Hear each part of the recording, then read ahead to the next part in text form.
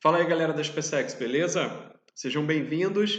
Vamos corrigir alguns exercícios de provas anteriores de vocês aí com relação aos nossos últimos conteúdos, mais especificamente Brasil, Indústria Brasil e Agricultura, tá? Com isso a gente faz uma revisão corrigindo exercícios de todo o conteúdo que foi visto ao longo do mês de junho, tá certo? Ao longo do mês passado.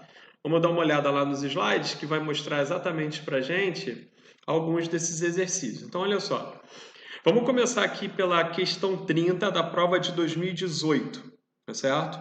Essa tabela aqui mostra a participação das regiões brasileiras no valor da indústria de transformação, tá certo? Então, o que mostra ao longo do tempo aqui, desde a década de 1960 até a década de 2000? Que a participação do Sudeste, olha, vem caindo em termos de números, de cerca de 80% para cerca de 60%. Tá? Enquanto isso, a gente vai perceber que a participação de outras regiões vem aumentando. É o que acontece aqui no Sul, é o que acontece com o Nordeste, é o que acontece com o Norte e até mesmo com o Centro-Oeste. Tudo bem? Essa tabela mostra para a gente, de maneira bem clara, o processo de desconcentração espacial da indústria brasileira, né, que a gente abordou bastante durante as nossas videoaulas, tá? Mostrando aí que nós tínhamos uma indústria muito concentrada no Sudeste e que foi gradativamente se espalhando a partir da década de 1980, 90 principalmente, para outras regiões do país, certo? Vamos voltar lá para a gente poder dar uma olhada na questão em si, né? E ela pergunta o seguinte, olha, tendo por base as características da industrialização brasileira e considerando os dados apresentados na tabela, é correto afirmar o que aí? Vamos ver qual é o gabarito? O gabarito vai ser letra A. Ele vai dizer que a número 1 e a número 3 são corretas. Então vamos dar uma olhada, ó.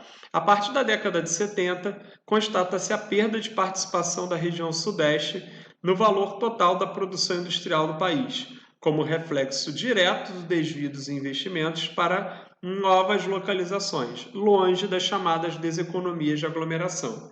Tá? Isso está certo se nós olharmos lá na nossa tabela, tá? Só passando aqui para vocês, para a gente poder exatamente mostrar os dados da tabela. Então, olha só, da década de 60 para a década de 70, né, a gente já percebe aqui uma perda, né, da região Sudeste em relação à participação da industrialização. Isso só vai se acentuando ao longo do tempo, tá certo?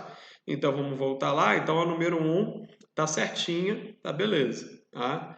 Então vamos voltar aqui para a questão foi, tá?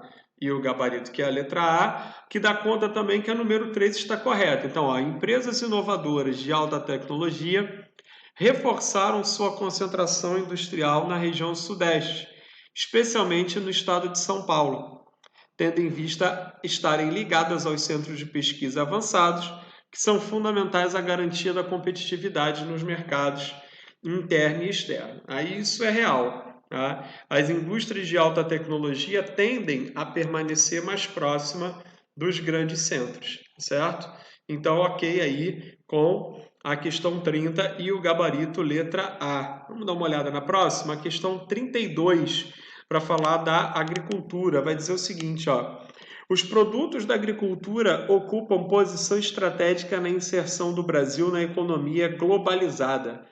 Atualmente, o Brasil é uma grande potência agrícola e figura entre os principais exportadores mundiais de uma série de commodities agrícolas. Lembrando a vocês que commodities vão ser os produtos primários, tá certo?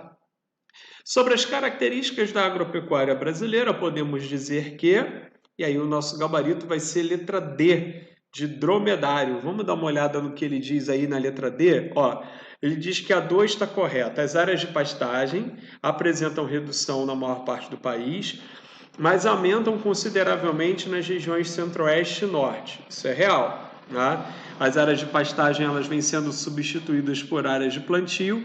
A exceção são as regiões centro-oeste e norte, na medida em que as pastagens continuam avançando. as quais apresentam produção de gado bovino, que já supera a produção da região sul, que é a tradicional área de pecuária bovina. Sim, isso é real, porque a região sul ela vai ser historicamente a área de maior produção de gado bovino, mas ela vai perder esse status de principal região produtora ao longo da expansão da fronteira agrícola, nas décadas de 1970, 80 e 90. Vamos dar uma olhada na número 4. Ele fala sobre a agroindústria da laranja e do fumo no Centro-Sul. Pequenos e médios proprietários familiares participam ativamente da cadeia global do agronegócio, fornecendo matérias-primas para as indústrias processadoras. E isso é o conceito de complexos agroindustriais, né? O camarada se transforma em fornecedor de grandes empresas, ele passa a produzir segundo critérios que são estabelecidos por essas grandes empresas e passam a fornecer, nesse caso específico que ele está colocando aí, o fumo e a laranja para o complexo agroindustrial. Dali, o produto é processado e vai direto para o mercado consumidor. E a número 5, as modernas propriedades rurais passam a integrar cadeias produtivas que envolvem uma rede de estabelecimentos ligados aos setores primário, secundário e terciário da economia, transformando a matéria-prima, animal ou vegetal, em produtos de maior valor agregado. Sim, isso é mais uma vez aí o complexo agroindustrial aparecendo, tá? Então, quando eu pego a matéria-prima bruta e beneficio essa matéria-prima, transformando ela em um produto de maior valor agregado, tá? Eu, obviamente, vou ter um maior nível de lucratividade. É basicamente assim que a agricultura vem se organizando hoje, tá? Em vários setores no Brasil. Tá certo? Vamos passar para a próxima, questão 27 de 2017. Uma outra questão sobre indústria, que vai dizer o seguinte, ó. A indústria aparece na Amazônia sob a forma de enclaves, ou seja, lugares específicos onde a indústria se desenvolve num entorno que não é necessariamente industrial. Isso que vai significar a palavra enclave aí. É sempre quando você tem alguma coisa de maneira isolada em relação ao todo. Estabelecidos a partir de incentivos federais ou para explorar recursos minerais. Entre os enclaves industriais na Amazônia, destaca-se a Zona Franca de Manaus, né, que a gente também falou nas nossas videoaulas, que é administrada pela Suframa, né, criada em 1967. Sobre a Zona Franca de Manaus, podemos afirmar, vamos dar uma olhada aí no gabarito, o gabarito é letra A, e vai dizer o seguinte, ó, a implantação da Zona Franca de Manaus constitui, numa estratégia geopolítica, cuja principal meta era reforçar o poder nacional na considerada região de fronteira. Isso vai ser, na verdade, uma estratégia que o Brasil vai usar desde o governo Vargas. Vargas já incentiva, através de um programa chamado SEM, de movimento, TA, chamado SENTA, que vai incentivar a ida de trabalhadores para a região da Amazônia, no sentido de afirmar a ocupação nessa região estratégica e contestada, muitas vezes, né?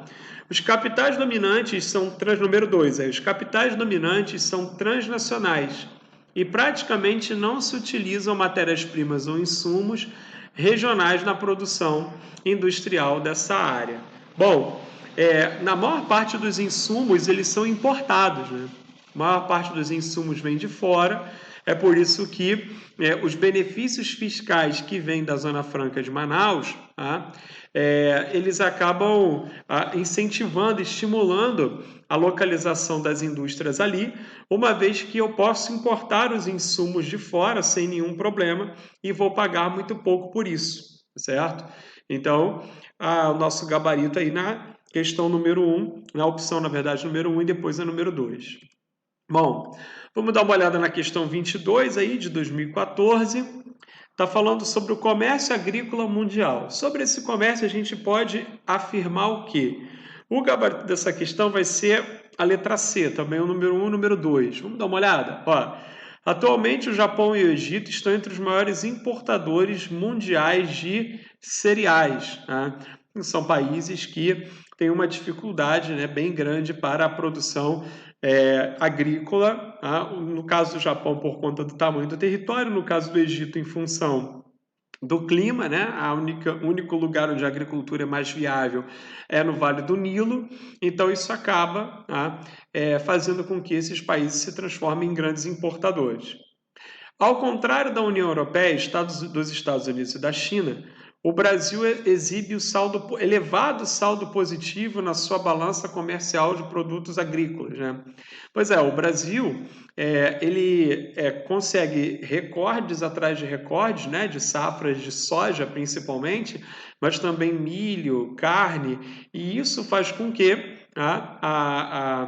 a agricultura brasileira acabe, no final das contas, tendo um saldo positivo, na medida em que a agricultura familiar sustenta, basicamente, o que chega até a mesa do brasileiro, e o agronegócio se ocupa de vender para a exportação, tá certo? Eu vou dar uma parada aqui, para o vídeo não ficar muito longo, e a gente retoma da questão seguinte, que vai ser a questão 28 de 2012.